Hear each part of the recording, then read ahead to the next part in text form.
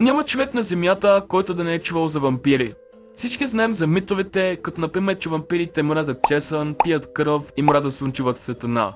Затова тези теми няма да продължат да обсъждам в това видео. Ще синем три основни теми.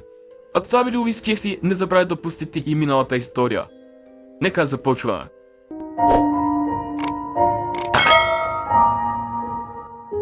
За същества, които пият кръв, се говори още от древна Гърция, въпреки че Източна Европа се посочва като прадена на вампирите. Ява се, че това название е навлизало в Западна Европа точно от народи като поляци, руснаци, румънци, че дори и бълбе. През средновековието точно такива същества са били посочени да причинители на чуми и епидемии. Напълно разумно обяснение за карантината от преди 3 години, ако питате мен.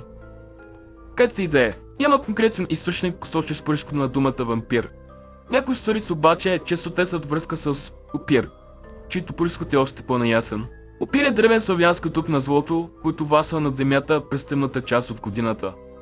Той е изгубил употребата и популярността си, след като славяните започнали да вярват в божества. Известна теория е, че формата се изменила от старобългарския, като е било добавено на едно В пред опир. И така последствие е станал вапир или вампир.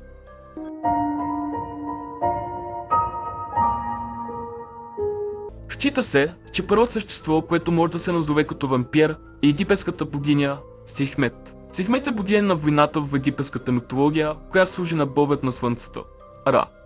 Легендата гласи, че тя стрязва на земята, за да победи враговете му. Мигът, в който Сехмет опитала кръв обаче, тя направо превъртяла. Станала толкова кръвожадна, че не можела да спре да убива. Убила почти всеки човек в Египет. Ра видял това и направил реката Нил червена, като в същото време я отрова. Сехмет помислила реката за кръв и започнала да пие. Изпила толкова много кръв, че изпаднала без съзнание. И когато се събудила, се осъзнала и се върнала при Ра. И къде, че най-голямата пиеница в историята не е бабъкла от третия етаж, а египетска богиня убийца. Дали същества, считани от някои за вампири, са арабските гулове, които се хранят с човешко месо според арабската митология. Но за гуловете не се говори много. Има много хора нарочени за вампири, но без кой за някакви основания.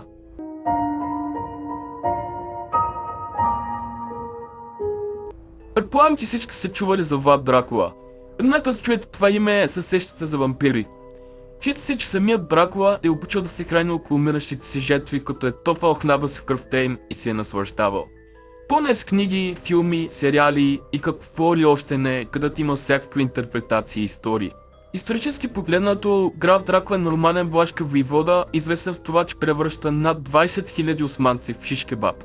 И не този шиш кебаб, а ето този. Всички тези събития се случват буквално на няколко километра от България.